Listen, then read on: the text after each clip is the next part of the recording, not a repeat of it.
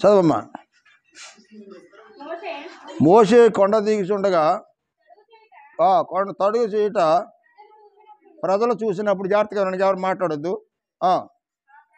ఆ ప్రజలు అహరోను వద్ద కూడి వచ్చి, లెమ్ము, మా ముందర నడుచుటకు మాకు ఒక దేవతను మా కొరకు చేయమని ఐగుప్తు నుండి మమ్మల్ని రప్పించిన ఆ మోషే అనేవాడు, జాగ్రత్తగా అన్నాడు, వాక్యం ఎవరు మాట్లాడుకోవద్దు. ఆ మోషే అనేవాడు ఏమయ్యాడో మాకు తెలియదు. చాలు, దేవునికి స్తోత్రం.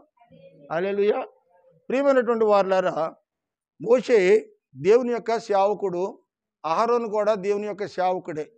మోషే, అహరోను, మిరియాము వీళ్ళ ముగ్గురు ఇద్దరు అన్నదమ్ములు, ఒక అక్క. వీళ్ళందరికంటే పెద్దది మిరియాము అక్క. వీళ్ళ ముగ్గురు కూడా ఒకే తల్లి గర్భాన్ని పుట్టినటువంటి వాళ్ళు. అయితే ఈ ముగ్గురులో లాస్ట్ అయినటువంటి వాడు, ఆఖరి వాడు ఎవరంటే మోషే. ఆఖరి వాడు మోషే. అతను నత్తివాడు, మాట్లాడటం సరిగ్గా రాదు, జ్ఞానహీనుడు, బుద్ధిహీనుడు, జ్ఞానం లేనటువంటి వాడు. అయితే అహరోను జ్ఞానం కలిగిన వాడే, మిరియాము జ్ఞానం కలిగినదే. కానీ దేవుడు అంటున్నాడు మోషే నీవు నా సేవకు రావాలి అన్నప్పుడు మోషే అంటున్నాడు కదా, అయ్యా నేను నత్తివాడినయ్యా, మాట మంజమ్ము కలిగిన వాడినయ్యా, నా నాలుక సరిగ్గా తిరగదయ్యా, నీ పరిశీలనలో నేను పనికిరానయ్యా అంటే, అప్పుడు దేవుడు అంటున్నాడు, మోషే నేను నిన్ను పిలిచినప్పుడు నీవు చేయాలి సేవ అనుకుంటే నా మాటకు లోబడి నన్ను వెంబడించు. నీ నోటిని నేను ముడతాను, నీ నోటిని నా నోటిగా నీకు సహాయంగా ఉంచి నువ్వు ఎక్కడ ఏం మాట్లాడాలో ఏం చెయ్యాలో నేను చూసుకుంటాను. నువ్వు నిలబడితేనే కార్యం చేసుకుంటాను. నువ్వు నా మాట విని ఎదరికి రమ్మన్నాడు. తెలివైన వాడు, నాకంటే పెద్దవాడు అహరోను ఉన్నాడు కదా అని అడుగుతున్నాడు. అహరోను దేవుడు ఏర్పాటు చేసుకోలేదు, మిరియాముని దేవుడు ఏర్పాటు చేసుకోలేదు. కానీ మోషే హృదయాన్ని దేవుడు చూస్తూ ఉన్నాడు. మోషే నత్తోడా, తెంగరోడా, తెలివి తక్కువడా, బుద్ధిహీనుడా దేవుడు చూడలేదు. కానీ మోషే హృదయాన్ని దేవుడు చూసి, మోషే దేవునికి హృదయానుసారుడిగా, దేవునికి ఇష్టమైన వాడిగా దేవుడు పిలుచుకొని నీవు ఇజ్రాయేలు ప్రజలను అందరినీ కూడా ఐగుప్తులోంచి బయటికి తీసుకునిరా, నేను నీకు సహాయం చేస్తానని మోషేకు దేవుడు కర్ణ ఇచ్చాడు. దేవునికి స్తోత్రం. హల్లెలూయా. మోషేకు దేవుడు కర్ణ ఇచ్చాడు. ఆ కర్ణ తీసుకుని ఈ ప్రజలను తీసుకుని అరణ్యంలోంచి బయటికి రావాలని చెప్పగా ఈయన బయలుదేరి వస్తుండగా ఒకరోజు దేవుడు అన్నాడు, మోషే నువ్వు సినాయి పర్వతం మీదకి రా, నేను నీతో కొన్ని విషయాలు మాట్లాడాలి. ఎంచేతంటే నీవు ఇజ్రాయేల్ ప్రజలకు నాయకత్వం వహించాలి. ఇజ్రాయేల్ ప్రజలు అనేక మంది లక్షల కొలది ఉన్నారు. ఈ లక్షల మంది ప్రజలు లక్షల కొలది మనస్తత్వాలు కలిగిన వాళ్ళు. వీళ్ళందరికీ నువ్వు సాలినవాడుగా నేను చేస్తాను. వీళ్ళందరికీ నువ్వు అనుకూలంగా ఉండాలి అంటే వాళ్ళతో ఏం మాట్లాడాలో నీకు జ్ఞానాన్ని నేను బోధిస్తాను. నువ్వు ఎక్కడికి రావాలన్నాడు? సినాయి పర్వతం మీదకి రమ్మన్నాడు. దానికి పై వచనం ఒక మాట ఉంది, అది కూడా చూద్దాం. 18వ వచనం చూడండి, 31:18. మరియు ఆయన సినాయి కొండ మీద మోషేతో మాట్లాడుట సాలించిన తర్వాత, దేవునికి స్తోత్రం. హల్లెలూయా. ఈ లక్షల మంది ప్రజలు ఉన్నారు, కానీ ప్రజలతో దేవుడు మాట్లాడలేదు. ప్రజలకు దేవునికి మధ్యవర్తత్వాన్ని వహించిన వాడు మోషే. ఈ రోజు నీ సంఘానికైనా దేవునికైనా మధ్యవర్తత్వం వహించేవాడు సేవకుడే. కానీ ఎంతో తెలివైన వాడినో, లేకపోతే తెలివైన దాన్నో, లేకపోతే జ్ఞానం కలిగిన దాన్నో, లేకపోతే నేను నా మాట్లాడితే 10 మంది నా వెనకాల ఉంటారు అనుకుంటే దేవుడు తీసి పక్కన ఆడేస్తాడు. అందులో ఏమాత్రము సందేహమేమీ లేదు. పిలువబడిన వాడు, అభిషేకించబడిన వాడు, ప్రత్యేకించబడిన వాడు, ఏర్పరచబడిన వాడు దేవుడికి కావాలి. కానీ ఎవరు పడితే వాళ్ళు దేవుడిని పిలుచుకోడండి. సహకారులుగా ఉండడానికే తప్ప నేను ప్రత్యేకించి సేవకుని పక్కనట్టి నేనే చేస్తాను అనుకుంటే కనుక తీసి పక్కన దేవుడు. అందులో ఏమాత్రమో సందేహం లేదండి. 30 సంవత్సరాల కాలంలో ఇలాంటి పరిస్థితులు ఎన్నో ఎదుర్కొన్నామండి. దేవునికి స్తోత్రం. హల్లెలూయా. ప్రియమైనటువంటి వారులారా, దేవుడు దర్శనమిచ్చాడు. 2 పురుగులు దీపం వెలుగుతూ ఉంటే దీపం చుట్టూ గిరగరా తిరుగుతున్నాయి.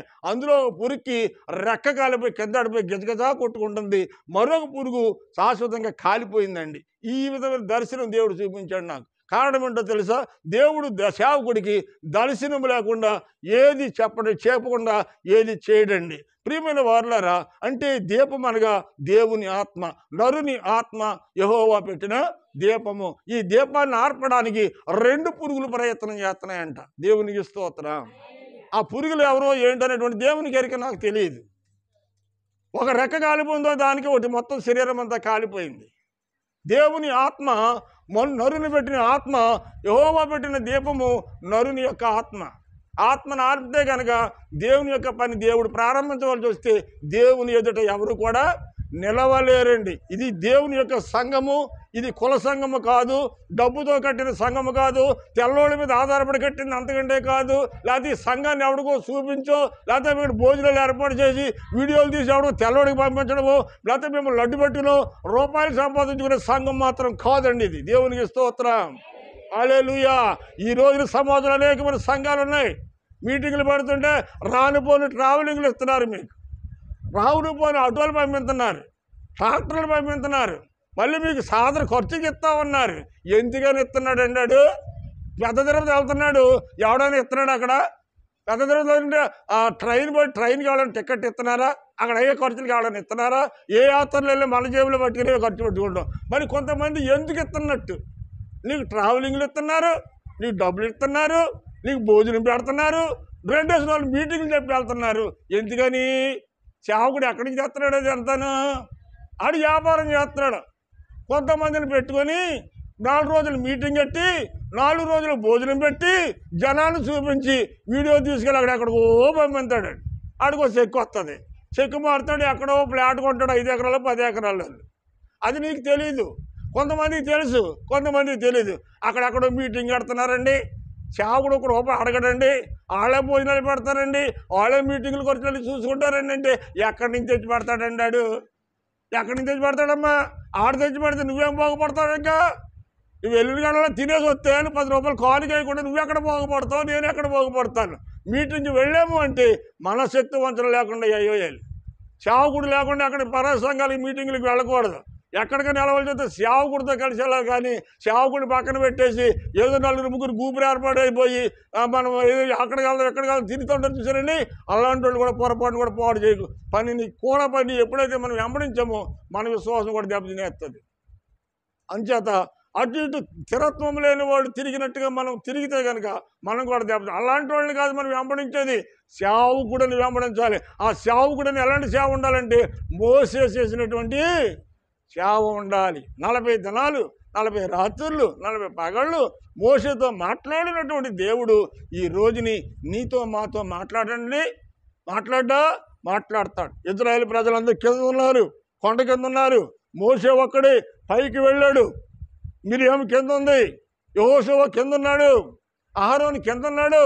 40 రాత్రులు 40 పగళ్ళు ఐగుప్తులు అన్ని బాధలు పడి అన్ని శ్రమలు పడి వాళ్ళందరినీ తీసుకొచ్చి కొండ కింద ఉండి వచ్చి దేవుడు అన్నాడు, వాళ్ళు పొరపాటును కూడా కొండ మీదకి రాకూడదు, కొండ మీదకి వస్తే వాళ్ళు ప్రాణాలతో తిరిగి కిందకి దిగి వెళ్ళరు. నీవు నా చేత పిలువబడిన వాడు కనుక, నీవు నా చేత అభిషేకించబడిన వాడు, నీవు ఒక్కడు మాత్రమే నా యొద్దకి రమ్మన్నాడు. ఎంతమందిని రమ్మన్నాడు? ఎంతమంది వెళ్ళారు అక్కడికి?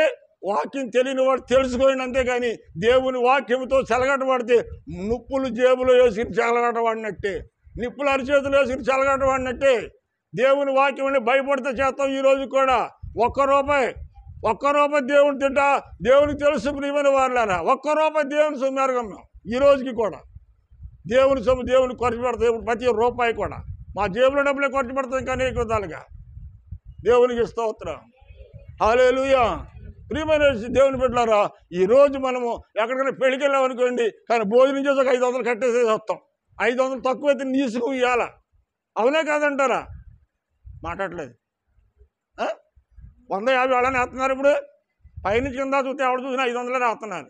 నువ్వు నేను 100-200 రాస్తే ఏమవుతుంది అక్కడ? నీసింగా రాసి కూడా చూస్తాడు మన మొక్క ఈడవడండి 50 రాస్తున్నాడు 100 రాస్తున్నాడని. అవునా? అలాగే దేవుని యొక్క విషయంలో కూడా మనం ఏం చేస్తామంటే 100 ఇస్తాం, లేకపోతే 50 వేస్తాం, లేకపోతే 10 వేస్తాం, 5 వేస్తాం. 5 రూపాయలు 10 రూపాయలు కూడా కవర్లో పెట్టారండి. మరి ఆ 10 రూపాయలు కూడా మరి ఎందుకు పెట్టారో నాకు తెలియదు, కానీ 10 రూపాయల కాగితం కూడా కవర్లో పెట్టారండి మా తల్లి. ఏమండి, మీకు డబ్బులు ఇవ్వద్దు, దేవునికి ఇబ్బందిగా ఇవ్వద్దు. దేవుడు అడుక్కునేవాడు కాదు. నువ్వు 10 రూపాయలు 5 రూపాయలు ఎందుకు దేవుని కవర్లో పెడతావు? 30 సంవత్సరాలు 31 సంవత్సరం అడుగు పెట్టాం, ఎందుకు నీ దగ్గర లేవా? మానేయి. 10 రూపాయలు దేవుడు అడుక్కున్నాడు నేనేమని? ప్రియమైన దేవుని బిడ్డ, దేవుని అవమానపరచకండి. దేవుడిని భిక్షగాన్ని చేస్తావంటే తిరిగి నువ్వే భిక్షగత అవుతావు. దేవునికి స్తోత్రం. నువ్వు చేయగలిగితే చెయ్యి, నువ్వు చేయలేకపోతే మాట్లాడుకూరుకో. కానీ 10 రూపాయలు 5 రూపాయలు దేవునికి నువ్వు ఎక్కడికైనా భోజనానికి వెళ్ళి అక్కడ కట్టేది 500 వేస్తావు, కానీ దేవుని దగ్గరికి వచ్చేటప్పటికి 50 రూపాయలు వేస్తే నువ్వు 50 ఏదో 500 ఇచ్చినట్టుగా ఫీల్ అయిపోతావు.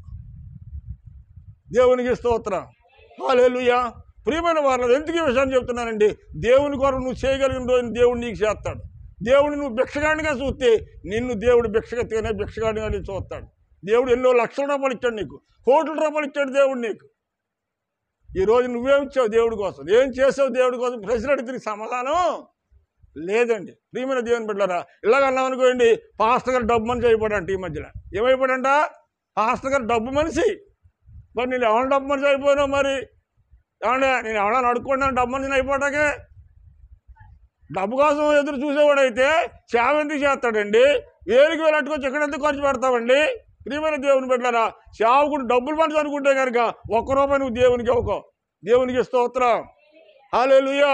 డబ్బుని కొద్ది డబ్బు కోసం గడ్డి తీరే రకాలు కాదు, లక్షల రూపాయలు అట్టుకొచ్చి ఇక్కడ పెట్టామండి. ఈరోజు మేము మందిరం కట్టేటప్పుడు కూడా మేము ప్రతి ఒక్కరికి కూలి పని నుంచి పని చేయించుకున్నాం. మీరు గమనించారో లేదో?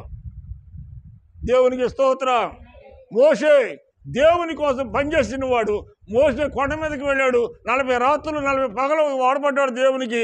కానీ మోషే కొండ కింద ఉన్నవాళ్ళు ఎవరండి? వాళ్ళు ప్రార్థన లేని వాళ్ళు. దేవునికి స్తోత్రం. హల్లెలూయా. కొండ కింద ఉన్నవాళ్ళు ఎవరమ్మా? ప్రార్థన అనుభవం లేని వాళ్ళు. ప్రార్థన అనుభవం కలిగిన వాడు ఎక్కడున్నాడు? కొండ మీద ఉన్నాడు. వీళ్ళు ఏమన్నారు చూసారు? 40 రోజులు అయినప్పటికీ వీళ్ళు కిందకి ఇసుక వచ్చేసిందండి. ఇంకా సేవకుడి మీద ఏమొచ్చిందంట? ఇసుకదాల వచ్చింది. మనుషుల మీద కాదండి ఇసుకదాల, పక్కన ఉన్న వాళ్ళ మీద కాదండి, సేవకుడి మీద ఇసుకదాలు వచ్చి ఇక్కడ ఏమంటున్నారంట? చదవమ్మ 2వ వచనం చదువు. అందుకు అహరోను, మొదటి వచనం అమ్మ, ఐగుప్తులో నుంచి మమ్మల్ని రప్పించిన ఆ మోసే గాడు ఏమైపోయాడో మాకు తెలియదు. అర్థమైందా మీకు? ఇప్పుడు ఎవడాడు మోసే? ఎవడో సేవకుడు. ఎన్ని సంవత్సరాలు తీసుకొచ్చాడాన్ని?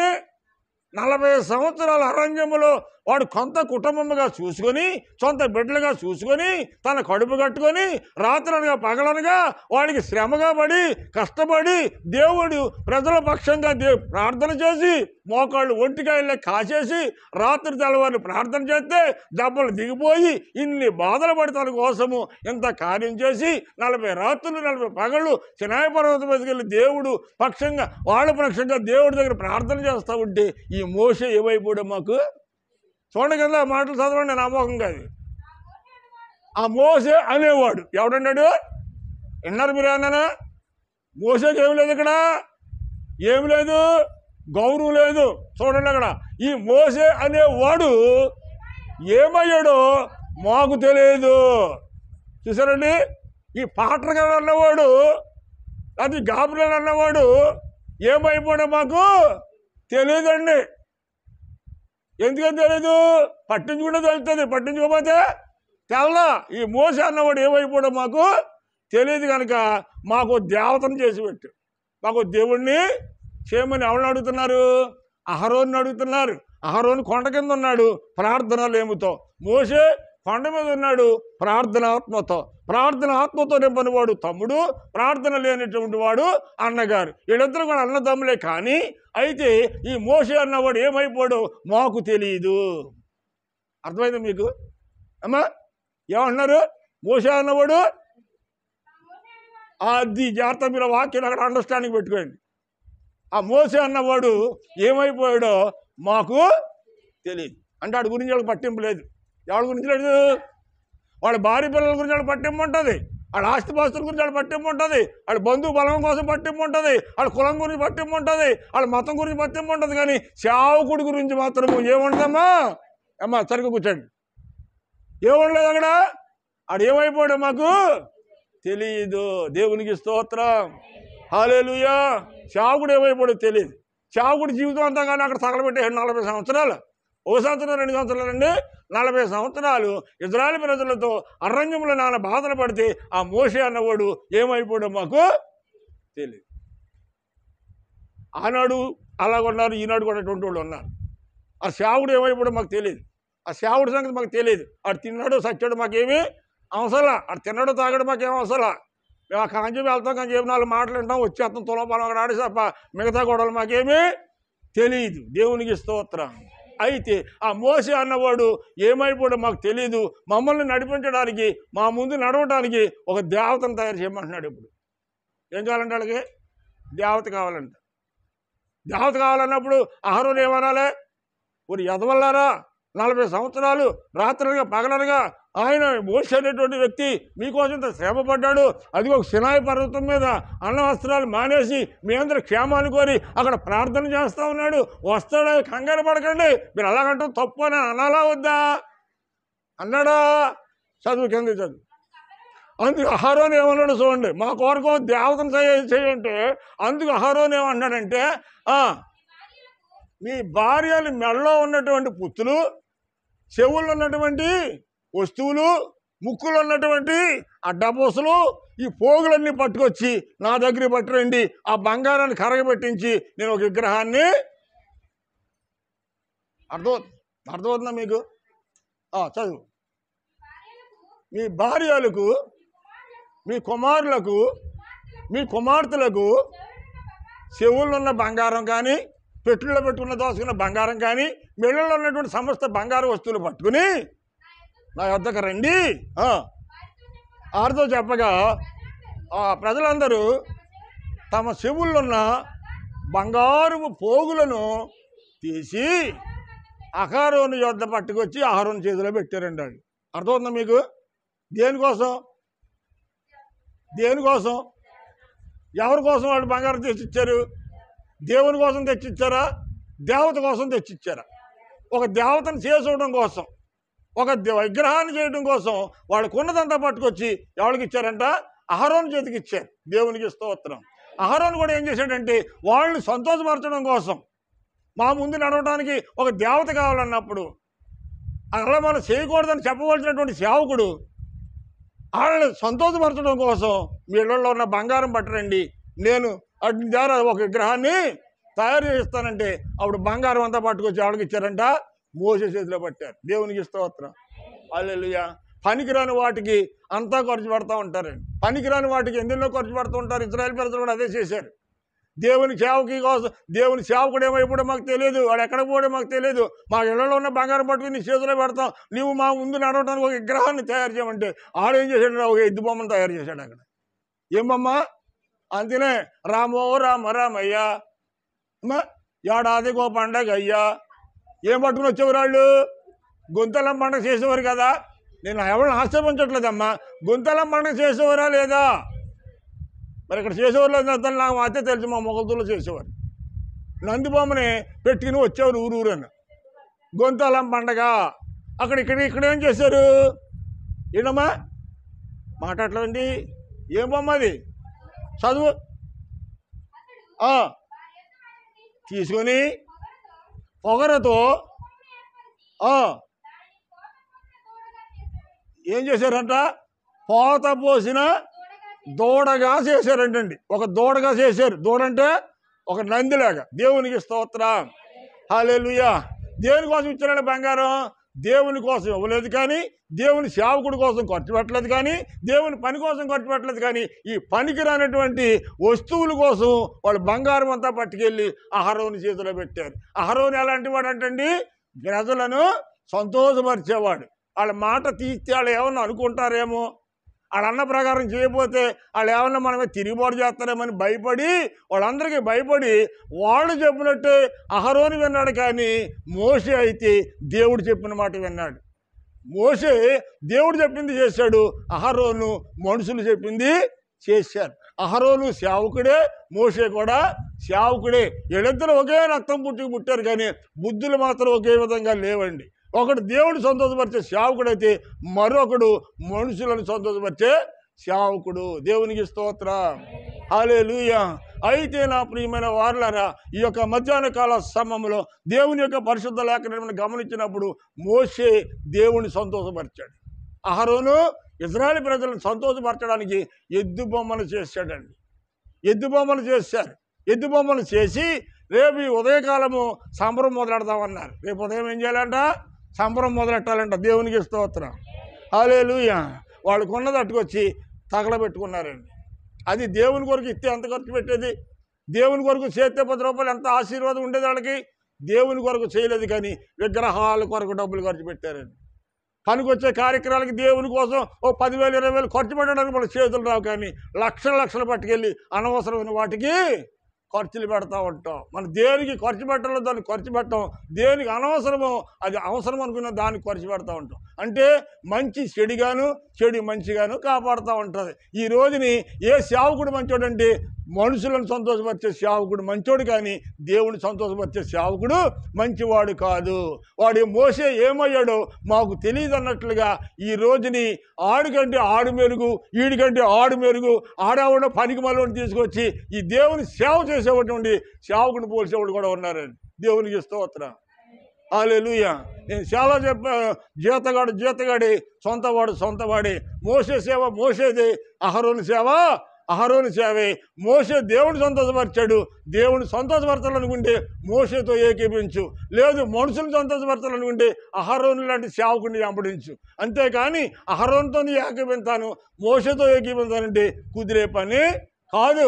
ఉంటే ఎచ్చగానైనా లేదా చల్లగానైనా నులివెచ్చని స్థితిలో ఉంటే దేవుడికి ఇష్టమైన భక్తి కానేరదంటండి. అందుకని ఇక్కడ మనం జాగ్రత్తగా గమనించి కొంచెం ఎదురుకెళ్ళిపోతాం త్వరగా. అయిపోయింది కదండి. ఇక్కడ ఏం చేశారంటే దేవునికి విరోధంగా వ్యతిరేకంగా ఒక విగ్రహాన్ని తయారు చేసుకుని ఐగుప్తులో నుండి 40 సంవత్సరాలు మనల్ని కాపాడింది ఎవరంట? ఎవరిని అంటున్నారు ఇప్పుడు వాళ్ళు? ఆ యొక్క ఎద్దు బొమ్మ కాపాడిందంట వాళ్ళు. దూడ బొమ్మ. ఆ దూడ అంటే వాళ్ళని కాపాడుకుంటూ వచ్చిందంట. దూడ కాపాడిందా సృష్టికర్తని దేవుడు కాపాడ్డా? దేవుడిని విడిచిపెట్టేసారు. కాపాడినే దేవుడిని విడిచిపెట్టేసి విగ్రహాలు దానికి తిరుగుతున్నారండి. ఇప్పుడు అవసరానికి దేవుడిని అవసరం తీరిపోయాకేమో విగ్రహాలునండి. ఎంతమంది లేరు ఈ రోజుని? సేవకుడు ఎందుకు చెడ్డోడవుతాడు? ఇంటికి చెడ్డోడవుతాడు. అమ్మ మీరు ఎక్కడికి వెళ్ళినా పర్లేదమ్మా, ఆదివారం వచ్చి మీరు వాక్యం విని మీరు 100-200 అందిస్తే అదే సరిపోద్దమ్మా. దేవుడు ఆశీర్వదిస్తాడు, మిమ్మల్ని దీవించడమ్మా అని చెప్తాడు. ఎవడో అహరోను లాంటి సేవకుడు. ఆడికి కావాల్సిందంటే తెలుసా? డబ్బులు కావాలి ఆడికి. కావాలంటే బియ్యం కావాలి ఆడికి. నీ వల్ల జలసాగా 4 రూపాయలు సంపాదించుని ఆడు కారులో తిరుగుతాడు. లేదా ఆడికి ఎక్కడి నుంచి వస్తుంది? కారులోను తింటా కూడలేనాడు. కారు ఎక్కడి నుంచి వస్తుందండి? ఏదో రంగు ఎండదారులు సంపాదించేవాడికి పెద్దోడు అవుతున్నాడు ఇవాళ. అలాంటి వాళ్ళు ఇవాళ మనుషులు కూడా ఇష్టమవుతున్నారు. అహరోను లాంటి సేవ కావాలి, మనుషులు సంతోషపరిచేవాడు కావాలి, మనుషులు గౌరవపరిచేవాడు కావాలి, కానీ దేవుడిని గౌరవపరిచేవాడు, దేవుని అడుగుజాడలో నడిచేవాడు ఈ రోజు లోకానికి పనికిరాడు.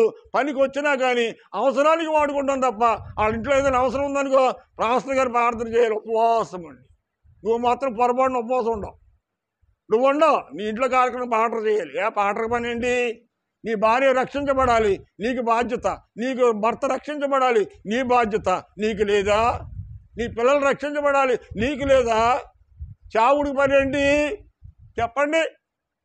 ప్రియమైన వారులారా, ఈ రోజుని మన ఆలోచిస్తున్న సమాజంలో పరిస్థితులు అలాగే ఉన్నాయండి.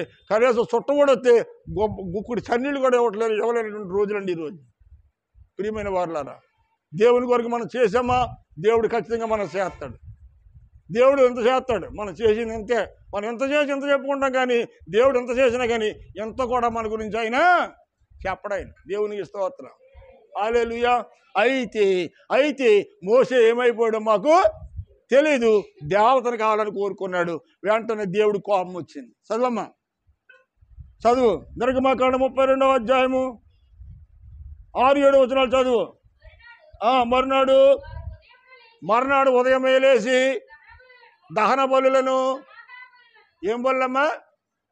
దహన బలులను, సమాధాన బలులను అర్పించరు. ఎవరికి అర్పించారు? వీళ్ళు తీసుకొచ్చిన దేవుడికా లేకపోతే దూడగా అర్పించారండి. అంటే వాళ్ళ చేతులతో వాళ్ళ భార్య బిడ్డల బంగారం తీసి ఒక విగ్రహాన్ని తయారు చేసుకుని ఆ విగ్రహాన్ని అక్కడ నిలబెట్టుకుని వీళ్ళు ఏం చేశారంటే పొంగు బూరెలు తయారు చేసుకుని, ఏమంటే నైవేద్యానికి కావాల్సినవన్నీ తయారు చేసుకుని, అంటే ఏంటంటారు సలుడు పానకాలు తయారు చేసుకుని ఇవన్నీ పట్టుకుని ఎక్కడికి వెళ్ళారంట? ఎద్దు బొమ్మ దగ్గరికి వెళ్ళారండి వాళ్ళు. అదే ఏదో ఒకటి బొమ్మలే, మొత్తం మీద బొమ్మ దగ్గరికి వెళ్ళారు వాళ్ళు. ఇక్కడ అయితే ఇద్దని చెప్పి రాశాడు. ఏమని చేశాడు? దూడని రాశాడు. ఈ దూడ బొమ్మ దగ్గరికి వెళ్ళారు వీళ్ళు. వెళ్ళి అక్కడ నైవేద్యం అర్పించుకుని అన్ని సమర్పణలు చేసుకొని తెల్లారిపోతున్న ఏం మొదలెట్టారంట? చదువు. తెల్లారిపోతున్న ఏం మొదలెట్టారు? అప్పుడు జనులు తినుటకును తాగుటకును కూర్చుండి. ఏమంటే సంబరం వచ్చిందంటే ఏం జరుగుద్ది అక్కడ? సంగరం వస్తే జరిగేదండి అక్కడ తినుటకును త్రాగుటకును అని రాయబడి ఉంది అక్కడ. అంటే అంతేకాదు జరిగేది. సంబరం అంటే ఏంటి? మందు తాగటమును, శుభ్రంగా మాంసం పక్కుడు, గారు, లేకపోతే ఇంకోటో ఏదో మాంసం కొన్న మంచిగా తినటమే.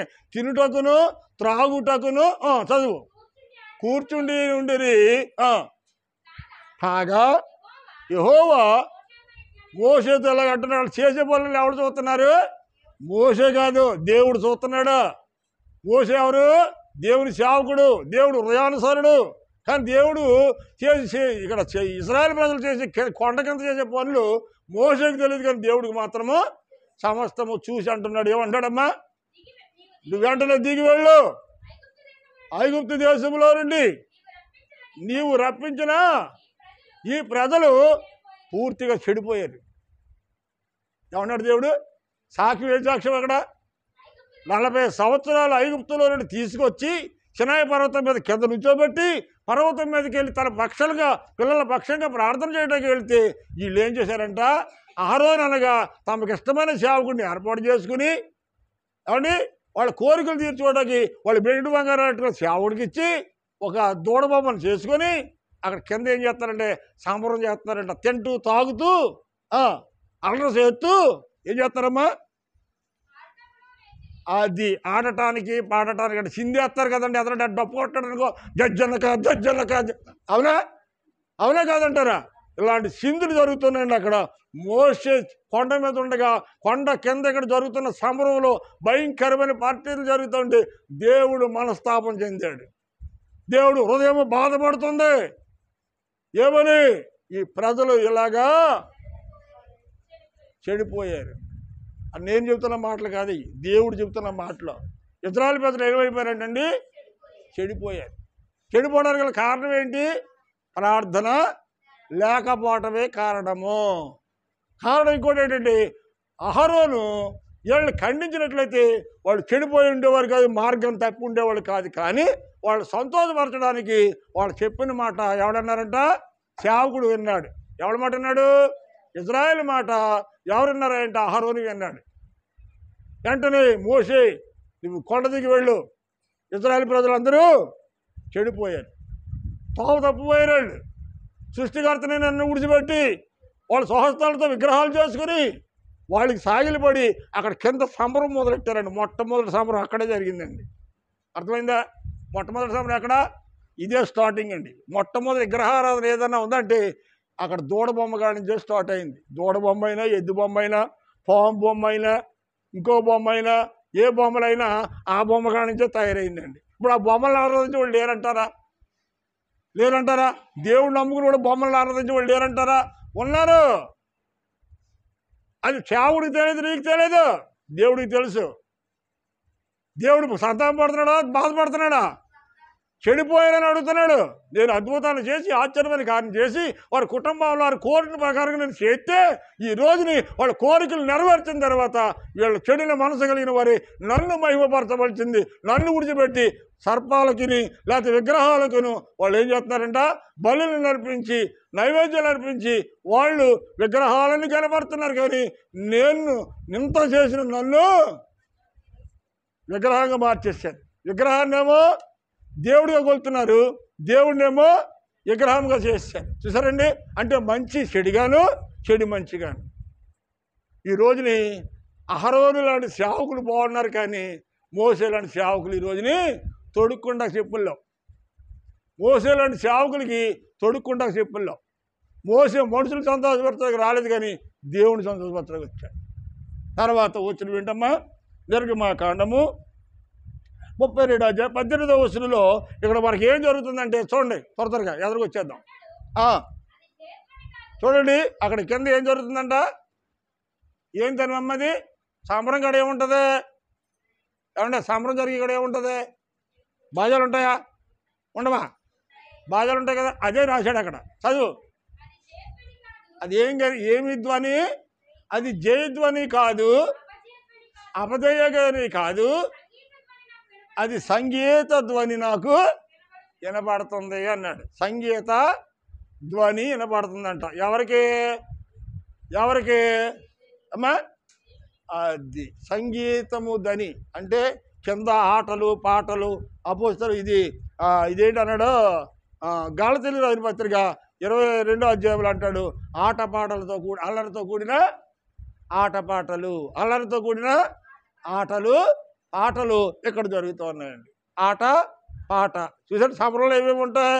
తోలు బొమ్మలు ఆటలు ఉంటాయి, బొట్టు బొమ్మలు ఉంటాయి, అండ్ రికార్డ్ డ్యాన్సులు ఉంటాయి, రకరకాల డ్యాన్సులు ఉంటాయండి. అందులో అన్నీ కూడా ఉన్నాయని చెప్పి అక్కడ బైబిల్లో చెబుతూ ఉంది. అక్కడి నుంచి మొదలైందండి ఇదంతా. సంగీతం చేస్తున్నారంట కింద, అమ్మోరు సమరం చేస్తున్నారంట, మనుషులను సంతోషపరచడం కోసం ప్రియమైన వారులారా.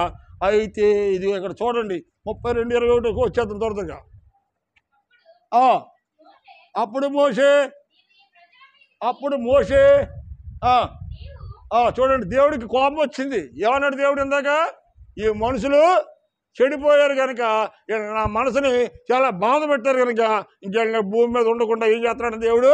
తుడిచిపెట్టేస్తాను అన్నాడు. తుడిచిపెట్టేస్తాను అన్నాడు. వచ్చింది కదండి 2019లో 2021లో ఏమొచ్చింది? వైరస్ వచ్చింది. వైరస్ వచ్చినప్పుడు ఎంతమంది తుడిచిపోయారండి? కొన్ని వేల మంది తుడిచిపోయారండి. ఎవడి చైనాలో భూకంపం వచ్చి కొన్ని లక్షల మంది తుడిచిపోయారండి. బాగా గమనించండి. 86లో వరద వచ్చి అప్పుడు కూడా కొన్ని వందల మంది తుడిచిపోయారండి. 86లో వరద చుట్టుతరగా మునిగిపోయింది కానీ మొగల్తూరి కాళీపట్నం మెలగలేదు. దెబ్బ కింద అలాగే ఉందా? మీకు గుర్తుందో లేదో? ఉందా లేదా అమ్మా? 86లో దేవునికి స్తోత్రం. 86 ఆగస్టు 17వ తారీఖున వచ్చిందండి వరద. మొత్తం చుట్టుతరగా ముంచేసింది. కాళీపట్నం మాత్రమే ఉంది, మొగల్తూరు మాత్రమే ఉంది. ఎందుకని మన నీతిమంతులమైన ప్రార్థనా పరులు ఉన్నారు కొంతమంది. వారి ప్రార్థన ద్వారా దేవుడి కుటుంబాలను కాపాడాడు. దేవునికి స్తోత్రం. హల్లెలూయా. ఆ ప్రియమైన వారులారా, కనీసం ఒక ఇంట్లో ఒక్కళ్ళైనా ప్రార్థన పరులు ఉంటే ఆ కుటుంబాన్ని కాపాడతాడు. నువ్వు నువ్వు చేసే ప్రార్థన బట్టి నీ భర్తని, నీ పిల్లల్ని, కుటుంబాన్ని అంతని కూడా దేవుడు కాపాడతాడు. దేవునికి స్తోత్రం. హల్లెలూయా. అంచేత ఇక్కడ ఏముందంటే ఈ 32:21 ఏం రాయబడిందమ్మా? నా ఏలిన వాడా చూడు, మోషే అన్నాడు చూడండి, ఈ ప్రజల మీదకి గొప్ప పాపము రప్పించినట్లు వారు నిన్ను ఏమి చేసిరని అహరోని అడగగా. అహరోని అడుగుతున్నాడు. కొండ మీద దిగొచ్చాడు కదండి తమ్ముడు మోసే వచ్చి అన్నగారిని అడుగుతున్నాడు, వాళ్ళు ఏమి పాపం చేశారని, ఇంత పాపానికి ఒడిగట్టి నీవు బుద్ధి చెప్పవలసిన నీవు, మందలించవలసిన నీవు, వాళ్ళ మాట తప్పును చేసి వాళ్ళ నాశనానికి నువ్వేమయ్యావంట? కారకుడు అయ్యావు అంటున్నాడు. ఎవరిని అంటున్నాడు? సొంత అన్నగారిని కూడా చూడకుండా అన్నగారిని మందలిస్తున్నాడు. ఏమండి, వాళ్ళందరూ కలిసి తెలుసో తెలియక అడిగినప్పుడు అహరోను చెప్పాలి. అహరోను చెప్పడం మానేసి వాళ్ళు సంతోషపరచడం కోసము, వాళ్ళు సంతోషపరిచి ఆనందపరచడం కోసము వాళ్ళు చెప్పిన మాట విని ఇప్పుడు దేవుని ఉగ్రత ఎవరి మీదకి వచ్చిందంటండి? ఇజ్రాయేల్ ప్రజలకు వచ్చేటట్లు అహరోను చేశాడు. ఇప్పుడు అహరోను మంచోడు అంటారా? ఇప్పుడుదాకా అహరోనే మంచోడు, కానీ శాపానికి కారకుడైన వాడు ఎవడు? అహరోనే. ఇలాంటి చావుకులను మీరు ఒకవేళ వెంబడించినా మీకు కూడా, నీకైనా నాకైనా ఎవరికైనా ఇదే పరిస్థితి ఎదురవుతుంది. మనుషులు సంతోషపరచకండి, మీరు మనుషులు వెనకాల పరిగెట్టకండి, దేవుని వైపుకు చూడండి.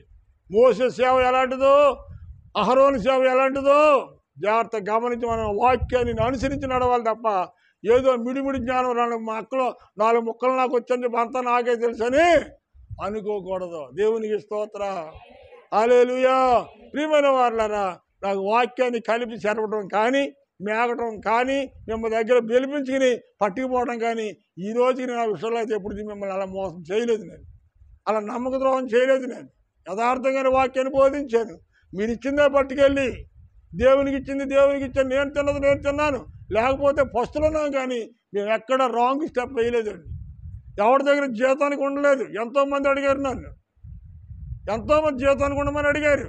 ఈ రోజుకి నేను ఎవరి దగ్గర జీతానికి ఉండే కారణం ఏంటో తెలుసా? జీతగాడే సొంతవాడు సొంత వాడే. దేవుడు అంటాడు, అబ్బాయి ఈ రోజు నీ పని చేయ అంటాడు. జీతం ఇచ్చేవాడేమంటాడు, ఆ పని కాదు అబ్బాయి నేను చెప్పినట్టుగా అంటాడు. ఈడు అంటాడు, కాదు నేను చెప్పినప్పుడు వినాలని చెప్పి దేవుడు అంటాడు. కాదు జీతం ఇచ్చేవాడు మాట వినాలా, పిలిచేవాడు మాట వినాలా? అప్పుడు అమ్మా జీతం ఇచ్చేవాడు మాట వినకపోతే ఊరుకుంటాడు, జీతం ఇస్తాడు. ఆడి మాట వింటే దేవుని చిత్తాన్ని నెరవేర్చిన వాడు కాదు. ఇక్కడ జీతగాడు ఎవడికి అందాను అంటే అహరోనికి సంబంధించిన వాడు. స్వశక్తితో దేవుని మీద ఆధారపడి సేవ చేసేవాడు మోసేకి సంబంధించిన వాడు.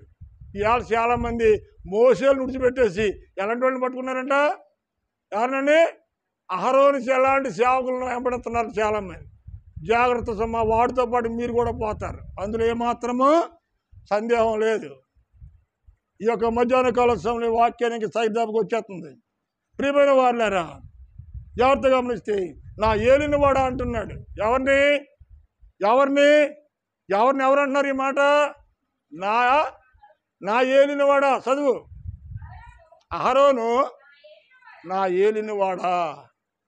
అహరోనికి ఏమవుతాడు మోసే? అమ్మా అహరోనికి మోసే ఏమవుతాడు? అన్నగారు అవుతాడు. అన్నగారు అవుతాడా? మరి ఆ మాట అన్నగారు అంటారండి. అహరోను మోసేకి ఏమవుతాడు? తమ్ముడే కదా. మోసేకి ఏమవుతాడు? మోసేకి ఏమవుతాడు? అహరోను మోసేకి ఏమవుతాడు? అన్నయ్య కదా. అన్నయ్యని పట్టుకుని ఏమంటున్నాడు? అన్నయ్యని పట్టుకుని తమ్ముడు అన్నయ్యని పట్టుకుని ఏమంటున్నాడు? తమ్ముడు పట్టుకుని అన్నగారు ఏమంటున్నాడు? చూడండి అక్కడ ఏమన్నాడు? ఎవరన్నారన్నమాట? అహరోను ఎవరిని అంటున్నాడు? మోసేని అంటున్నాడు. అహరోనికి మోసే ఏమవుతాడు? తమ్ముడు అవుతాడు. తమ్ముడు ఏమంటున్నాడు? ఇప్పుడు తమ్ముడు ఏమంటున్నాడు? నా ఏలినవాడా అంటున్నాడు. అంటే తమ్ముడు ఏలినవాడు అవుతాడా? తమ్ముడు ఏలినవాడు అవుతాడా? అవడు కదా. అంటే తమ్ముడు ఏమంటాడు? అన్నగారు నా ఏలినవాడా అంటే దాని యొక్క అర్థం ఏంటో తెలుసా? నీవు పిలువబడిన అభిషేకించబడిన దేవుని సేవకుడువు నీవు కనుక ఈ యొక్క ప్రజలందరినీ ఏలిక చేసే ఏలినవాడా. చూసారా? తమ్ముడిని కించపరిచాడు. అక్కడ తమ్ముడిగా చూశాడా? అక్కగా చూశాడా? లేదు. నా ఏలినవాడా అని అడుగుతున్నాడు. కారణం ఏంటంటే అతను సేవకుడు, పిలవబడిన సేవకుడు. అతను ఎలా పిలవాలో, ఏ విధంగా పిలాలో, అతను ఏ విధంగా గౌరవించాలో అహరోను బుద్ధిహీనుడైనా కానీ ఏ విషయంలో మాత్రము జాగ్రత్తగా మాట్లాడుతున్నాడు సేవకుడితో. నా ఏలినవాడా, దేవుని తర్వాత దేవునితో సమానుడైనటువంటి నా ఏలినవాడా. భయభక్తులతో సేవకుడితో మాట్లాడు. కొంతమంది సేవకులతో మాట్లాడతారండి, కొంతమంది పచ్చి అబద్ధాలు మాట్లాడతారండి. మరి ఏమనుకుంటారు నాకు తెలియదు కానీ, సేవకుడు పెట్టడం అనుకుంటారు ఏంటో తెలియదు కానీ, అప్పుడే ఒక రంగం మాట్లాడితే మళ్ళీ 10 నిమిషాలు మరో రంగం మాట్లాడతారండి. గమనిస్తూ ఉంటాను నేను. ఈ పాస్టర్ అంటే తెలియదు లాంటి విషయాలు, నాకైతే అలాంటివన్నీ తెలుసు. ఎంచేదంటే ఒకరోజు 2 రోజులు నేను భయపెట్టి తిన్నోడు కాదు. 5 సంవత్సరాలు నేను కోయంబత్తూరులోను, వైజాగ్లోను, తర్వాత కాకినాడలోను మొత్తం 5 సంవత్సరాలు బైబిల్ ట్రైనింగ్ అయినోండి నేను. ఇప్పుడండి 84లో దేవునికి స్తోత్రం. ఇంతకాలం బైబిల్ ట్రైనింగ్ అయ్యి 31 సంవత్సరం అనేకమైన ప్రాంతాలకు వెళ్ళి దేవుని సువార్త చెప్పినోడే బుర్జి కొట్టేస్తారండి. ఒక్కొక్కళ్ళ బుర్జి కొట్టేస్తారండి సేవకుడినే. మరి ఏమనుకుంటారు నాకు తెలియదు. నేను నవ్వుకుంటాను మనసులోను. వీళ్ళకి అన్నీ తెలిసి మాట్లాడుతున్నారా తెలియక మాట్లాడుతున్నారంటే కొన్నిసార్లు వాళ్ళ సొంత జ్ఞానాన్ని ఏదో ఉపయోగించారండి నా దగ్గర. దేవునికి స్తోత్రం. హల్లెలూయా. నా ప్రియమైనటువంటి వారులారా, ఈ మధ్యాహ్న కాల సమయంలో నేను 10 నిమిషాల్లో వాక్యం ముగించాను, సమయం దాటిపోతుంది. అయితే మనం సేవకుడితో మాట్లాడేటప్పుడు చాలా జాగ్రత్తగా మాట్లాడాలండి. అహరోను నా ఏలినవాడా, తన తమ్ముడిని అట్టుకుని అంటున్నాడు నా ఏలినవాడా. గౌరవించున్నాడు. సేవకుడు గౌరవించాలి. ఇశ్రాయేలు ప్రజలు ఏమన్నారు? ఆ మోసే అన్నవాడు ఏమైపోయాడు మాకు తెలియదు. ఆ మోసే అన్నవాడు ఏమైపోయాడో మాకు. ఇప్పుడు ఈ రోజులో పక్కన ఎవరు ఈరోజు ఉంటారనుకో, వాళ్ళ కోసం ఎవరైనా వస్తారు. అమ్మ వాళ్ళు ఎక్కడికి వెళ్ళారండి, ఏమన్నా ఎక్కడికి పోయారు మాకు తెలీదా అంటారా? లేకపోతే పలానా చోటకి వెళ్ళారు మంచిలు తాగుతారా, ఓ టీ తాగుతారా? నీ పక్కోడు ఈరోజు కదా నీకు వాళ్ళ ఇంటికి ఎవడన్నా వస్తే నువ్వు సమాధానమే సరిగ్గా చెప్పగా టీ ఇస్తావా, నువ్వు మంచిళ్ళు వస్తావా? ఇవ్వవు. వాళ్ళు ఎక్కడికి పోయారో నాకు తెలియదు. ఎందుకని? వాడు నీకు విరోధం కనుక.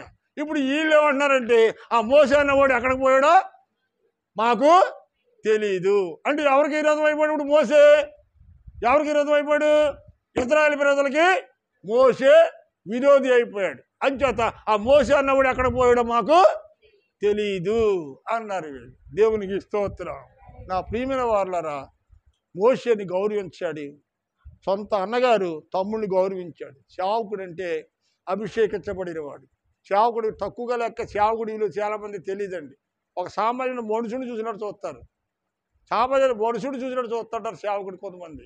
అలాంటి సేవకులు ఉన్నారు. నేను చెప్పాను కదండి, అహరోను లాంటి సేవకులు ఉన్నారు, మోషే లాంటి సేవకులు ఉన్నారు. దేవునికి స్తోత్రం. హల్లెలూయా. ప్రియమైన వారలారా, నా ఏలినవాడా అని చెప్పి తన సొంత తమ్ముడిని యజమానుడిగా కూలుతూ ఉన్నాడు. ఈరోజు నా ప్రియమైనటువంటి వారలారా, ఈ యొక్క మాటను మనం జాగ్రత్త చూస్తే చూడండి 32:26. అందుకు మోషే అంటున్నాడు. చూడండి, ఇప్పుడు దాకా ఇశ్రాయేలు ప్రజలందరూ వసాడే ఉన్నారు కొండ కింద. ఇప్పుడు మోషే ఏమన్నాడంటే, దేవుడు చెప్పిన మాట ప్రకారంగా ఈ ప్రజలు ఏమైపోయారంట? చెడిపోవడానికి గల కారణం ప్రార్థన లేకపోవటమును, లోక సంబంధమైన వ్యక్తులతో సహవాసం చేయటం వల్ల ఈ దైవ భక్తితో ఉన్నటువంటి ఈ వ్యక్తులు ఏమైపోయారంటే మనస్సున చెడిపోయారంటే. ప్రార్థన లేదు, దైవభక్తి లేదు, సేవకుడు అంటే గౌరవం లేదు, వాక్యం అంటే గౌరవం లేదు, దేవుడు అంటే భయభక్తి లేదు. ఇవన్నీ లేనంత వల్ల ఏమైపోయిందంటే ఇశ్రాయేలు ప్రజలు చెడిపోయారు అన్నాడు దేవుడు. ఈ చెడిపోయిన ప్రజల గురించి ఎక్కడేం మాట్లాడుతున్నాడంటే మోషే ద్వారా జాగ్రత్తగా గమనించండి. ఏమన్నాడమ్మా? అమ్మా, నా మాట నీకు మాట నాకు వినపడతలేదే తల్లి. అది కొంచెం గట్టిగా చెప్పు. తిందిగల్ల భోజనం మానేస్తాను ఇంకా. అందుకు మోషే పాలెము యొక్క ద్వారమున నిలిచి, పాలెము అనగా పాలెము, చెప్పండి మీరు అందరూ. పాలెము అనగా పాలెము. లక్ష్మీవరం వెళ్ళే బస్సుని పాలెం బోర్డు ఉంటుంది. ఏముంటుంది? పాలెం ఉంటుందా? పల్లె పాలెం అని ఉంటుంది. అవునా? పాలెం ఉంటుందా? మరి పాలెం ఉంటుంది అంటే ఒకటి పాలువా పల్లెపాలెమా? పల్లెపాలెము. అవునా? కాళీపట్నం వెళ్ళే బస్సు మీద నర్సాపురం టు పల్లిపాలెము, బొంటిమిల్లి, మచిలీపట్నం అని రాయి ఉంటుంది దాని మీద. సచ్చిగడ అవురా? కాళీపట్నమేరా? పల్లిపాలెమా? ఏం పాలెం అమ్మది? అది. ఇప్పుడు రైట్ చదువు. ఏమంటాడు మళ్ళీ చదువు అదే బస్సులో. దానికి ఉద్దేశం చదువమ్మా. అది. అందుకు మోషే పాలెము యొక్క ద్వారమున నిలబడి యెహోవా పక్షమున ఉన్న వాళ్ళందరూ నా యొద్దకు రండి అని అనగా, లేవీలందరూ అతని యొద్దకి కూడి వచ్చిరి. లేవీలు అనగా ఎవరు? లేవీలు అనగా ప్రార్థనాపరులు. ఐక్యత కలిగినటువంటి వారు, సహోదర ప్రేమ కలిగినటువంటి వారు, దేవుడు అంటే భయభక్తులు కలిగినటువంటి వారు. ఇప్పుడు ఏమంటున్నాడంటే మోషే పాలెము ఎలుమల నిలబడి యెహోవా పక్షమున ఉన్నవారు ఎవరో వాళ్ళు నా పక్కకి రండి అంటున్నాడు. ఇక్కడ తేలుతుందండి అసలు కార్యక్రమానికి వచ్చేవాడికి. వీళ్ళు ఇప్పుడు దాకా ఎక్కడున్నారు? వీళ్ళు గుంపు కింద ఉన్నారు. వీళ్ళు ఇప్పుడు గుంపు కింద ఉన్నారు కాబట్టి యెహోవా పక్షాన్ని ఉన్నవాళ్ళు ఎవరు ఈ పక్కకి రండి అండి, సాతాను పక్షంగా ఉన్నవాళ్ళు ఎవరు ఆ పక్కకు ఉండండి అని ఇక్కడ మోషే చెబుతా ఉన్నాడు. ఇక్కడ 2 పక్షాలు బయలుదేరినాయి. ఒకటి సైతాను పక్షము, 2 దేవుని పక్షము. యెహోవా పక్షము వారు నా వైపుకి రండి అంటే అందరూ వచ్చారండి. అందరూ వచ్చారా? ఎంతమంది వచ్చారు? లేవీలు మాత్రమే వచ్చారు. లేవీలు అనగా దేవుని యెడల భయభక్తులు కలిగి వాక్యానుసారంగా జీవించేవాళ్ళు మోషే పక్కకు వచ్చారు. కానీ లోకాన్ని సంతోషపరిచి లోక సంబంధంగా బతికే వాళ్ళు ఎక్కడున్నారు అంటే వాళ్ళు అహరోను పక్కకి వెళ్ళిపోయారు. ఎందుకంటే అహరోను వాళ్ళు సంతోషపరిచాడు కదండి. మనుషులు సంతోషపరిచేవాడి దగ్గరికి వెళ్ళిపోయారు. వాళ్ళకి దేవుడు సంతోషపడినా పర్లేదు. అయ్యో ఈ ప్రజలు చెడిపోయారని దేవుడు బాధపడతా ఉంటే మేము చెడిపోయాలే ఆడు కూడానే పరిగెడతా ఉంటున్నాడు. ఎవడాడు? అహరోను గడు కూడా పరిగెడతావు, కానీ నీ కూడా మాత్రము రావు. ఎందుకని? నీ బోధ కఠినంగా ఉంటుంది, నీ బోధ బాధకరంగా ఉంటుంది. నీవు ఉన్నట్టుగా బోధింతా కనుక మాకు బాధ కలుగుద్ది. నువ్వు ఎక్కడికి వెళ్ళే వరకు అండి అక్కడ ఏం మాట్లాడండి. దేవుని గురించి మాట్లాడే ప్రాణం హ్యాపీగా ఉంటుందండి. అక్కడ వాక్యం ఆ బద్రిలో ప్రాణం హ్యాపీగా ఉంటుందండి. అసలు బాధ కానీ సాధ కానీ వేదన కానీ అనిపించదంట. యాసంగాలు చూడండి, చల్లటి నీళ్ళు తాళం చేస్తే అలా ఉంటుందో ఆ వాక్యం ఉంటే అలా ఉంటుందంట. చెప్పేవాడితో పాటు నువ్వు కూడా పోతావులే అన్నాను నేను. అప్పుడు చెప్పేవాడితో కూడా ఇన్నేవాళ్ళు కూడా పోతారు. అలాంటి బోధలు వింటేనే ఈ బోధ నిన్ను బాగు చేసేదిగా ఉండాలి కానీ నిన్ను పాడు చేసేదిగా ఉండకూడదు. అలాంటి బోధలు ఏం చేస్తాయంటే విశ్వాస జీవితాన్ని చెడిపేస్తాయండి. అందుకే ఈ మనుషులు ఈ ప్రజలు ఏమైపోయినట్టండి అలాంటి బోధలు కలబడిపోయిపోయి చెడిపోయారు అంటున్నాడు. దేవునికి స్తోత్రం. జాగ్రత్త సుమా, నీవు దేవుని పక్షము ఉన్న వ్యక్తి అయితే సేవకుడి పక్షముగా ఉండు. సేవకుడితో కలిసి ఏకీభవించు. సేవకుడు చెప్పే మాటకు లోబడు. దేవుని వైపుకు చూడు. సేవకుడితో పాటు దేవుని ఆశీర్వాదాలు నువ్వు కూడా పొందగలుగుతావు. అంతేకాని సేవకుడిని పక్కన పెట్టేసి ఈ సొంత నిర్ణయం ప్రకారంగా సొంత ఆలోచన ప్రకారంగా నీకేదో స్నేహమనో లేకపోతే బంధమనో లేకపోతే ఇంకోటనో నువ్వు ఒకవేళ మనుషులను దేవుడిని దుఃఖపరిచే వ్యక్తులతో నీవు కనుక సాంగత్యం చేసి సేవకుడికి పరిస్థితికి విరోధంగా కనుక నువ్వు బయటికి వెళ్ళావా నీ యొక్క జీవితము ఎలా ఉంటుందంటే చెడిపోయిన వారితో మనకున్నప్పుడు చెడిపోయే పరిస్థితి ఏర్పడదు. అంచేత మీరు దేవుని పక్షవారైతే ఈ పక్కకు ఉండండి, మీరు దేవుని పక్షపు వారు ఎవరో మోసే పక్కకు రండి అంటున్నాడు. దేవుని పక్షాన ఉన్నవాళ్ళు సేవకుడితో ఏకీపించేవారు, సేవకుడితో చేతులు కలిపేవాళ్ళు.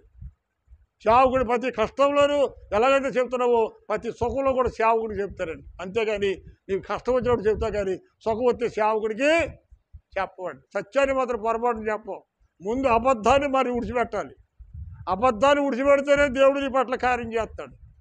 అంతేగాని అబద్ధాన్ని విడిచిపెట్టావు ఏం చేస్తావు? కప్పు పుచ్చుకుంటావు. దాన్ని ఒక అబద్ధాన్ని కప్పు పుచ్చుకోవడానికి మరి 4 అబద్ధాలు ఆడవలసి వస్తుందండి. దేవునికి స్తోత్రం. ఉన్నమాట ఉన్నట్టు మాట్లాడే వరకు కప్పుచ్చుకోవాల్సిన అవసరం ఉండదు. యథార్థం లోక విరోధం. ఉన్నమాటే మాట్లాడితేనే విరోధం తప్ప అక్కడ అప్ప దగ్గర అప్పమాట, బావి దగ్గర బావి మాట మాట్లాడితే అప్పకే మంచోడే బావికి మంచోడే. అది నాకు మాత్రం చేత కాదు. దేవునికి స్తోత్రం. హల్లెలూయా. నేను ఏ సాగు చచ్చిపోయినా పర్లేదు కానీ ఈ శివరాజులకు వచ్చాను. మా బతికి 5 ఏళ్ళు బతికారు, 10 ఏళ్ళు బతికారు. ఈ బతికిన 5 ఏళ్ళు 10 ఏళ్ళైనా సేవ స్వచ్ఛంగా చేసి ఆయన పాదాల దగ్గర తుది చోట విడాలని కోరుకుంటా తప్ప మనుషుల కోసం ఏదో మనుషులు మెప్పించే బోధలు చేసి వాళ్ళ దగ్గర 4 రూపాయలు చపాతీని పట్టిపోయేదో భోగభాగ్యాలు అనిపించాలనే కోరిక అయితే నాకు లేదు. దేవునికి స్తోత్రం. హల్లెలూయా. అయితే ప్రియమైన వారులారా, ఇక్కడ మోసే చూడండి, మీరు ఎవరి పక్షవారని అడుగుతున్నాడు. దేవుని పక్షాన్ని అయితే దేవుని పక్షంలో ఉండండి. లేదు లోక సంబంధమైన వ్యక్తులుగా ఉండాలనుకుంటే లోక సంబంధమైన వ్యక్తులు కలిగిన మనస్తత్వం కలిగిన వ్యక్తుల పక్షంగా ఉండండి అంటున్నాడు. ఇక్కడ 2 పక్షాలు. దేవునికి స్తోత్రం. హల్లెలూయా. 2 పక్షాలకు విడిపోయారండి ఇక్కడ. ఒకటి శరీర సంబంధమైన పక్షము, 2 ఆత్మ సంబంధమైన పక్షం. దేవునికి స్తోత్రం. హల్లెలూయా. ఆఖరిగా మరొక మాట చూద్దాం. చూడండి, మత్తయి సువార్త 12వ అధ్యాయము 30వ వచనం. త్వరగా అమ్మా, ఇంకా 10 నిమిషాలు మాత్రమే టైం ఉంది. 10 నిమిషాలు టైం త్వరగా చేయాలి. 10 నిమిషాలు సంవత్సరాలు పూర్తి చేస్తా. అమ్మా చదువమ్మా, నువ్వు చదువు. ఎవరో చదవండి. గవర్నర్ కదా చదువుకున్న వాళ్ళు. అమ్మా బండమ్మను చదువు. మత్తయి సువార్త 12వ అధ్యాయం 30వ వచనం చదువు. పండు నువ్వు చదువు. చదవాలి, బైబిల్ తీయాలి. టపటమంటాను.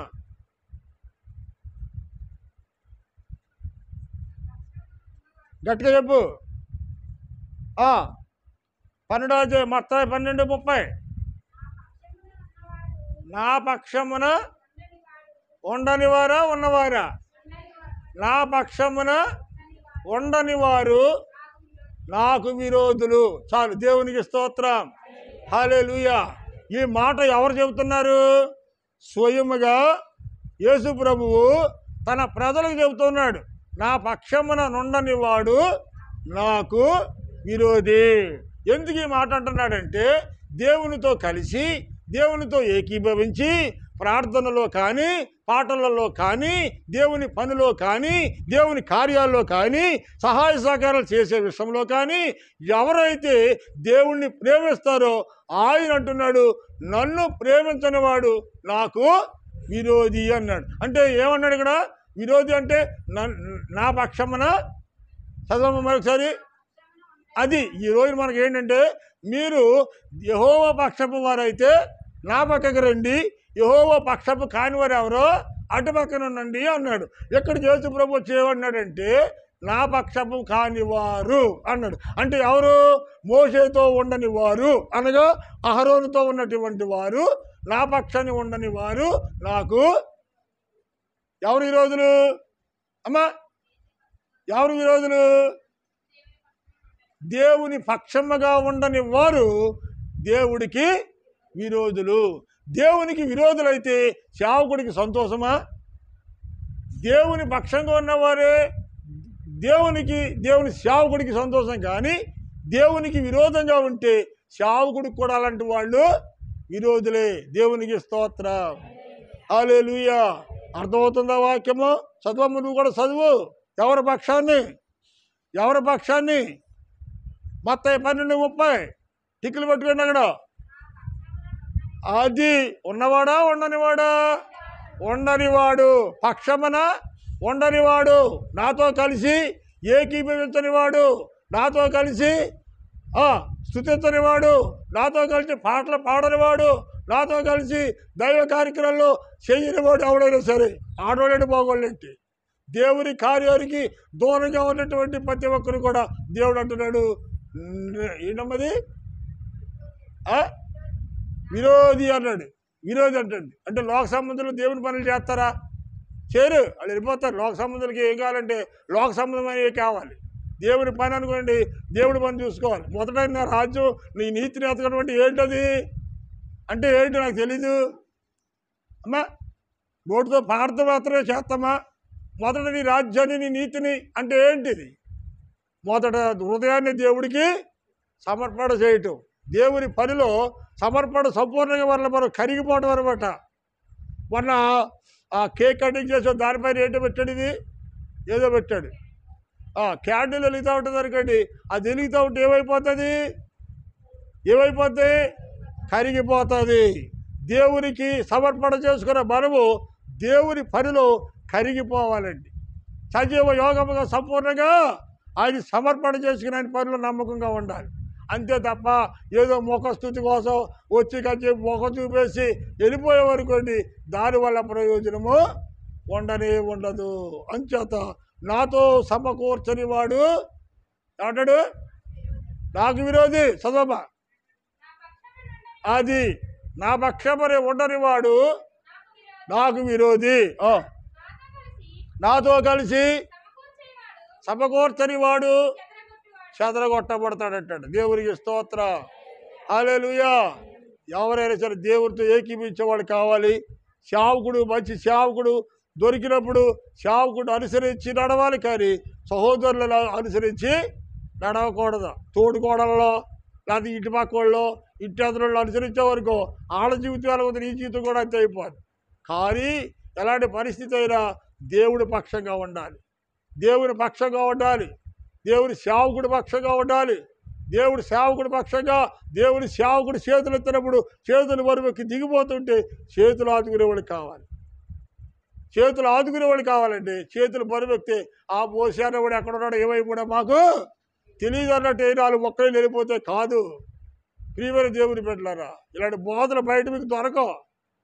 ఇలాంటి బోధలు అహరోనులు అటువంటి చేయరండి. ఎందుకంటే వాళ్ళు మనుషులు సంతోషపరిచేవాళ్ళు, మనుషులు గౌరవిస్తారండి.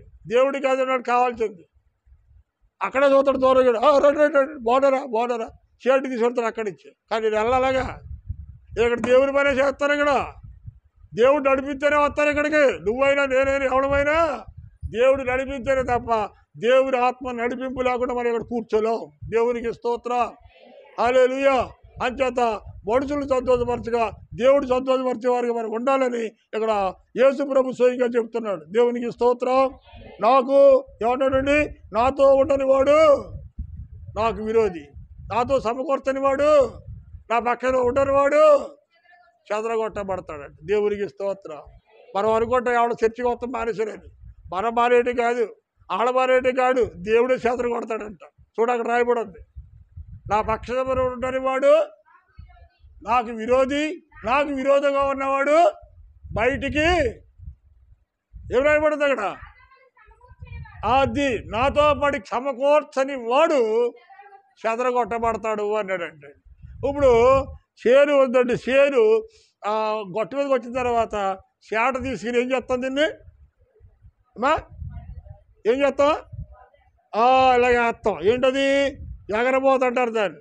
అప్పుడు అలా ముసిరేటప్పటికి కొన్ని గింజలు ఏమవుతాయి? పొల్లు ఏమైపోతట ఎగిరిపోద్ది. బయటికి పోయిందంటే పొల్లు ఎగిరిపోయిందని లెక్కేసుకోవాలి తప్ప ఓ మనిషి పోయిందని ఎప్పుడు బాధపడకూడదు. మీరు అదే అనుకుంటారు. దేవునికి స్తోత్రం, హల్లెలూయా. పొల్లు ఉండదు. పోతా ఉంటే గాలి ఎంత చేసినా గట్టి కింద అక్కడే ఉంటుంది. ఎక్కడుంటుందమ్మా? గట్టి కింద ఎక్కడుంటుంది? అక్కడ ఉంటుందా? ఇక్కడ ఉంటుందా? ఇక్కడే ఉంటుంది. అక్కడికి వెళ్ళిందంటే దానికి అర్థం ఏంటి అమ్మా? పొల్లికాయ అని అర్థం అన్నమాట. అంచేత దేవుడికి కావాల్సింది పొల్లా గట్టి కిందలా మాట్లాడలేదు. అది ఏటకెళ్ళే వాళ్ళు కూడా వాళ్ళ వాళ్ళలో కూడా చిన్న పడతాయి, ఎంతంత పడతాయి. వాళ్ళకి ఎంతంత ఉన్నాయి చూసుకుంటారు, కానీ చిన్నగా పోతారా? చూడరా. వాళ్ళకి మంచి కావాలి. అలాగే మరి మనకు మంచి కావాలన్నప్పుడు దేవుడు కూడా ఏం కోరుకుంటాడంట? మంచి గట్టి గింజలు కావాలి. అంతే మోషే అంటాడు, దేవాని సన్నిధిలో నేను మంచి గోధుమలతో నీ మందిరాన్ని నింపమని ప్రార్థన చేస్తాను. మంచి గోధుమలు అలాగే గట్టి గింజలతో. దేవునికి స్తోత్రం, హల్లెలూయా. ఆఖరి మాట యెహోషువ గ్రంథము 5వ అధ్యాయము 13వ వచనం. త్వరగా అమ్మా చెప్పండి, వాకింగ్ చెప్పండి, ముగించేస్తాను. చదివేయండి. యెహోషువ అడుగుతున్నాడు ఇద్దరు వ్యక్తుల్ని. చూడండి, ద్వితీయోపదేశ కాండం తర్వాత ఉంటుంది మోషే. ఇది యెహోషువ 5:13. త్వరగా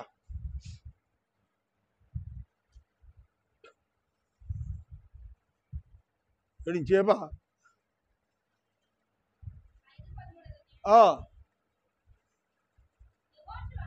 యెహోషువ చూడండి, ఎరికో ప్రాంతంలో ఉన్నప్పుడు అమ్మా అతడు కన్నులెత్తి చూడగా దూసిన కత్తి శాత పట్టుకుని ఉన్న ఒకడు అతని ఎదుట నిలిచి ఉండరు. అప్పుడు యెహోషువ అతని యొద్దకు వెళ్ళి, అతను ఏ పట్టుకుని వచ్చాడంటండి?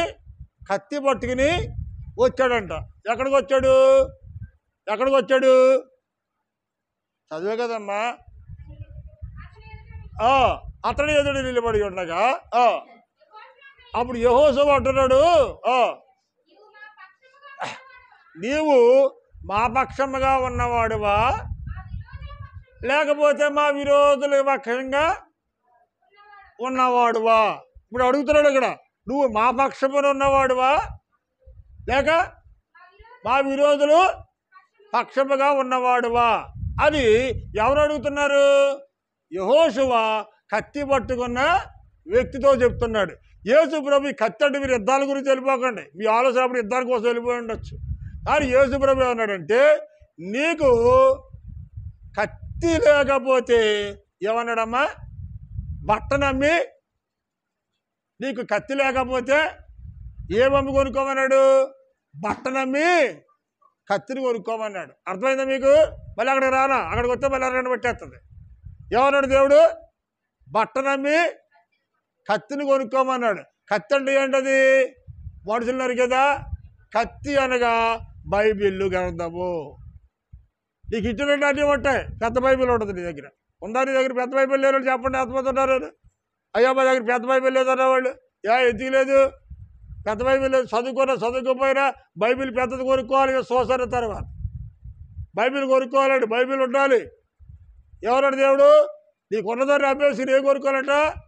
బైబిల్ కొనుక్కోవాలి. నీకేది లేకపోయినా పర్లేదు. చెవులకి ముక్కలకి బెళ్ళకి కాదు, కావాల్సింది ఇది. నీ కత్తిని కత్తి కొనుక్కోమన్నాడు. ఈ కత్తిని బైబిల్ అన్నాడు. ఇక్కడ ఏమన్నాడు? కత్తి పట్టుకున్న వ్యక్తి కనబడ్డాడు. ఎవరు అతనికి? మోషేకి. అప్పుడు మోషే అడుగుతున్నాడు, నువ్వు మా పక్షపు వాడువేనా, లేక మా విరోధి పక్షము ఉన్నవాడా అని అడుగుతున్నాడు. ఎందుకు అడిగాడు మాట? వీళ్ళు బైబిల్ పట్టుకున్నారు, ఆడు కూడా ఏం పట్టుకున్నాడు?